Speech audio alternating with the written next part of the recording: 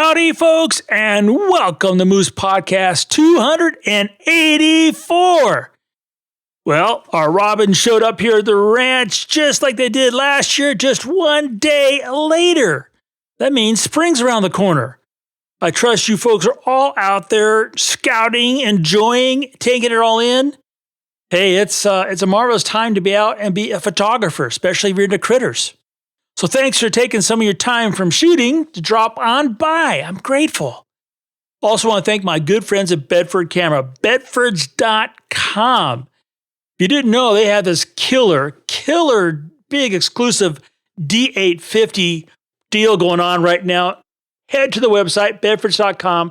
Check it out. You can score some great stuff for no money.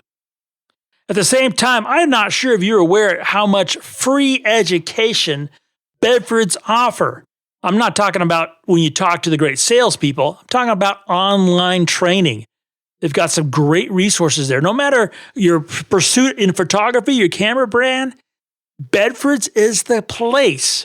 And then, of course, when you place that order, remember to mention me, Moose, M-O-O-S-E.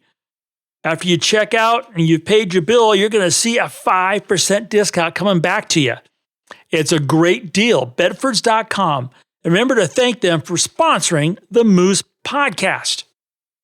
And a number of you emailed in and said how much you loved our conversation with Robin Layton, that sweet lady. Thanks so much for letting me know. And yes, there are more folks coming. It's a little bit challenged. I'm not the best at just reaching out to people cold turkey and ask them to do me a favor and talk with me on the podcast. So yes, there'll be another one here shortly. We try to do at least one a month. So I appreciate your feedback. It's been heard. Well, let's get right into this week's episode, The Realm of Growth. I was listening to my favorite channel again, NPR, on the radio, and it had an interesting conversation going on about the realm of growth. And it was talking about what kind of hit the news this last week was that robot that, I forget who was, MIT or whoever, made a photographer robot that could, through AI, see aesthetics and take a picture. Not much different than that study done 15 or so years ago about monkeys taking pictures. The bottom line was, how much growth potential does a robot have in photography? And, well, you know me, I could not help but think about ourselves. I've mentioned many times on the podcast and when I talk to folks how, in many ways, I'm jealous of the brand new photographer. Like my neighbor, she's just getting into it, and there is the fear of the f-stop and the shutter speed, yet there's the big eye wonder what this does and what that does and what happens when I try this or I try that, or I point my camera at this subject or that subject. That newism, that being brand new to photography, that is just, it's a magical time. And then most photographers hit the wall. The wall being, what is an f-stop? What's it do? What's a shutter speed? Why is that on there? Oh man, the P for professional. If it says professional, it must be what I have to do. Yeah, no. It's, that starts to creep in. So then the realm of growth, becomes a valid question. You've also heard me say that once you get really good at this photography thing, that it even gets even more difficult than if you're a beginner to move that ball forward. Because you've already figured out the f-stop and shutter speed thing, and you know that P for professional is just a way of marketing something that they otherwise have no other way of marketing. So don't bite. In that realm, from the very beginning to the very experienced, where is the realm of growth? I often kind of come up against, you could say, that wall myself, where no, I don't even come to think I have all the answers or I know everything. Far from it. It just takes a little bit of pushing. I realize that instantly I don't. But that's it. The realm of growth comes from that pushing. And that pushing comes from curiosity. And that curiosity comes from passion. And that passion comes from having an open mind, open heart to the possibility of new and better. So there's a lot involved in that realm of growth, or any growth that we want to try to measure as photographers. Is there a way that we can make something that's organic, more analog, digital, mechanical? Can we take that curiosity that comes naturally when we see something new and make it happen when we want it? That's a question that popped to my mind while I was listening to this thing about the robot taking pictures. I mean, he only has what his program has provided. And then at some point, somewhere in there, I assume that the AI takes over and more things come possible in his own realm of growth. If you look at Adobe Camera Raw, for example, and how AI has, you could say, crept into it. Now it's made a lot of things a whole lot simpler for us. Yet I always find where I'm doing something and I'm going right along and then boom, it hits a wall too. So then even a robot has that problem. We're not alone. How to get past it? Couple things that I thought about. One, I was talking with a really good friend this past weekend, and we were having a conversation about air-to-air photography. Air-to-air photography has been going on and it's been around as long as, man has been lifting off the ground artificially with motors and wings. It's not a new concept, but it's constantly, been improved upon. I mean, first you started with a speed graphic where you had one shot. Oh boy. And then they figured out rolled film, and well, now you have what we have today. So for myself, and I can only speak for myself, the air-to-air in many ways has not become the actual mechanics of doing air-to-air have been, can't say commonplace. As soon as you say that, you're going to get yourself hurt. Let's say that with the checklist, once I do the checklist and everything's safe and I'm up in the air, it's then, well, how do I do something differently? Because I'm looking out the same side of the aircraft at an aircraft next to me through a 7200 or the 1.4, and I have different backgrounds or different subject, but the actual, how do you bring a new flavor to that?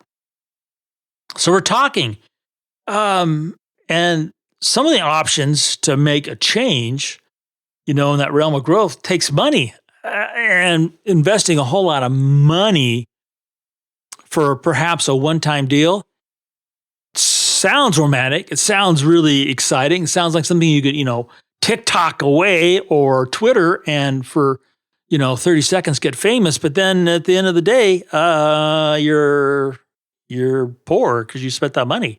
So I try to avoid that. So we were talking about what could we do? And he mentioned a couple items that could be actually kind of be bolted on the plane. And as soon as you talk about bolting on a plane, then you're talking about all sorts of, good things and bad things, because some of that you have to get write-offs from examiners for, and I don't want to avoid that and want to be able to repeat it. To get to my point, the conversation got my gears turning. And in getting my gears turning, I started, okay, here's the problem. And then I start backtracking that problem. How do we solve it?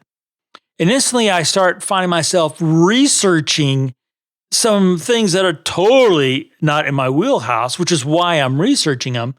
And, trying to find out frequencies and weights and balances and to do what we want to do in a means that's not going to break the piggy bank. All of a sudden, the realm of growth has been expanded. And in this time of year, for myself or for you, if you're into nesting birds and spring flowers and all the rest of it, there's the same opportunity in which you can grow your photography, even though perhaps you have maxed out what you think you could do. You'd be surprised. Back to myself again, a couple things that are coming up. One, you might not remember, but last year when I got the Z105-28, spectacular lens. I love shooting with that lens. I just love it. On the Z9, man, it's fun. Pulling out that monitor. So, I hope you're sitting down, but I'm actually looking for some macro things to shoot. I know, Earth just shook. But I started looking at my own property, and we have the flowers called the bitterroot, which, living in the bitterroots that Lewis and Clark described, makes sense that, in my own backyard, there are bitterroot. Really cool little plant. So I went and looked at my images from last year. I looked at the date in which I photographed them, and we're still about 45 days out. So I was up on the slope where I saw them, looking to see what they were doing, planning. They're coming out. And so how can I photograph them differently? Have a little plastic, flower model, and I've been, how can I do that differently? In that process, I'm like, ooh, I'm doing macro. And then I go, I'm doing macro. You just never know. Our red-breasted nuthatches, which have been a surprise since day one moving here to the ranch, are already at it. Had some pesky squirrels. They had enlarged the holes on a number of bird boxes. So I had to make some new baffles. The nuthatches wanting 1.25 inch, the bluebirds wanting 1.5. And we installed them like 10 days ago, maybe even less. And a couple of days ago, Sharon, sitting there at her desk, looked out and we had nuthatches in our office feeder. And then she saw they're going over to what we call the condo. It's a 2-story box. And there's a threesome over there because they have a helper, which we learned once we got here. And they've been going crazy. And then I look at the other box and the white-breasted are there getting ready. So they're collecting material. So then I'm thinking to myself, how can I do that photography different? How can I photographed them now for 2 springs. And so putting out the 180 with a body and remote, okay, I'm not going to say I've got the picture because not only do I think that total arrogance never gets you anywhere, I just know personally that I don't have the picture. But how can I move forward than just a standard lens on a tripod, remote, sitting in a chair drinking coffee kind of floating scenario? So then I'm thinking, okay, a remote flash, a big reflector, take the camera. Now that I've got the Z9, I can torque out the monitor. I can put on something like the 14-24, get them as if they're landing on the lens rather than landing in the box. So then I, thinking about how can I create a you could say dummy camera to sit there in the box so they get used to it that I could replace. And then if that's what how am I going to mount the camera or the dummy box? So then all of a sudden, just thinking through the process, more ideas come up. The juices get going. And once the juices get going, I think the realm of growth is limitless. I don't think that, as long as you have an imagination and you're not dead, you can come up with a ton of possibilities photographically that you'll have to solve to get the picture, or at least attempt to get the picture. And then what? Then you have to deal with the fact that either the picture or the idea worked or it did not work. And from either one of those, from success or failure, you can grow your photography even further. But it really comes down to you, the photographer, and leaving your passion unbridled to question what you have done and question it in not just aesthetics, I like or don't like, but whether, even if you do like it, can you do better? Can you come up with another way in which to bring out that story you want to tell? And in that process, there's the realm of growth. There is the possibility. And that possibility is one, as photographers, as visual storytellers, we continually need to go for. To put it into modern today terms, I know a couple of the photojournalists over there in Ukraine working, and I've not talked to them or anything like that. They've got a whole lot greater things on their plate. But, even though it's an incredibly dire scenario, for them who have not had to do and photograph a war, a conflict for quite a while, they have not only their guts and their skills and their passion, but they have tools in which, if you've seen any of the images coming out, they are more compelling than I remember as a kid coming out of, for example, Vietnam.